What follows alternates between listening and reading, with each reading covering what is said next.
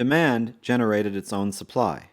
Slave merchants stood ready to buy eunuchs, who could be sold anywhere from twice to 10 times the price of ordinary black boys. Constantly rising demand and a relatively inelastic supply placed a premium on the price of eunuchs throughout the Muslim world. Shortly before the turn of the century in Persia, where the use of eunuchs had never quite gained the acceptability it had in Turkey, upper-class homes paid anywhere from 4 to 6 times more for these luxury slaves than for the ordinary variety.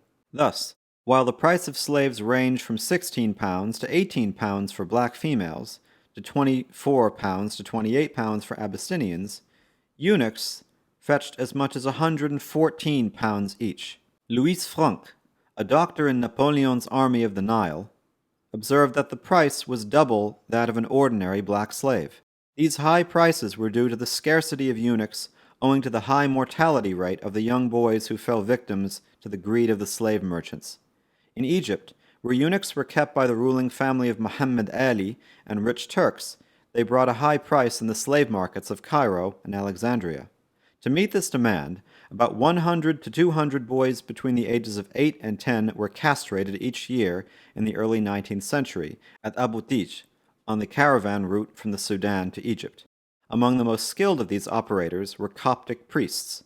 Under the primitive conditions in which castration took place, and owing to the unskilled surgery, only a small percentage of the victims survived the operation. A.B. Wild, who observed the slave trade in the eastern Sudan during the 1880s, wrote about a survival rate of 1 in 200.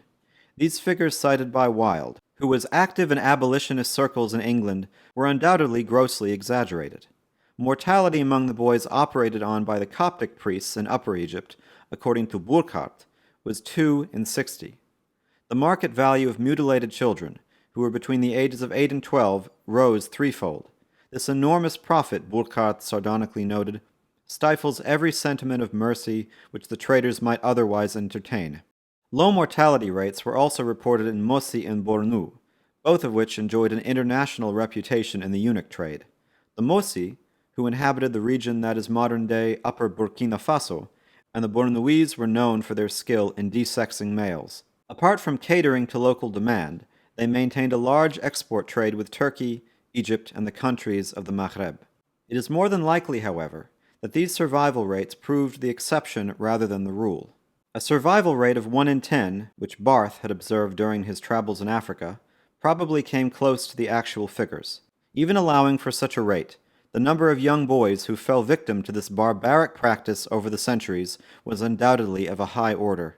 Usually, the operation, when performed on blacks, involved complete amputation of the scrotum and penis, or as the expression went, level with the abdomen. By contrast, far more consideration was given in operating on white children. The latter often retained the ability to perform coitus, and not a few often took wives and concubines. The rising demand for eunuchs in the 19th century caused small manufactories where the operation took place to spring up all along the slave trade routes. Slaves were obtained in the upper reaches of the White Nile, chiefly Kordofan, Darfur, and Dongola, as well as Lake Chad. Others were taken from various regions of Abyssinia, where they proceeded to the Red Sea ports of Massawa and Suakin to begin the weary journey to the main slave emporiums in the Middle East, notably Jeddah, Medina, Constantinople, and Beirut. The White Nile blacks were transported by one of 2 established routes. Batches of them would be crammed into small boats which would take them up the Nile to Alexandria. Others would be made to cross the Sahara, partly on foot, partly by camel, until they reached the coast of Tripoli, Tunis, or Morocco. The transport of slaves across the entire length of these routes, which was hazardous even for healthy slaves, posed unacceptably high risks to the ailing eunuchs who would be just recovering from the horrors of their operations. Special rest places had to be established en route to the slave markets. Along the Nile, these were at Gondokoro and Khartoum, and at such places at Gababo and Marzouk in the Fazan region on the Sahara route. It was during the layovers at these and other designated places that the black boys were castrated. Later on, after Egyptian authorities prescribed these roadside operations, eunuchs were imported ready-made from Kordofan and Darfur. To most Muslims, making a black child into a eunuch raised no more of a problem than enslaving a young girl for a life in a harem. If there were misgivings, these were easily put out of mind by the people who were long accustomed to the sight of eunuchs. Those who served in the seraglio, or in the courts of other Muslim rulers in Egypt, Persia, Tunisia, and Morocco, commanded a degree of respect among ordinary people.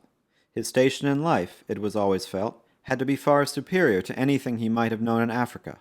The pain suffered by a child in losing his virility was, at least in Muslim eyes, more than offset by the benefits he gained in this servile state. Some Muslims might well have argued that their eunuchs were no worse off than the gelded soprani of the Sistine Chapel, the musical glory and the moral shame of the papal choirs. Eunuchs themselves did not constitute an aggrieved group because, by the time they grew up, they could remember no other way of life. A great many even had no recollection of the operation.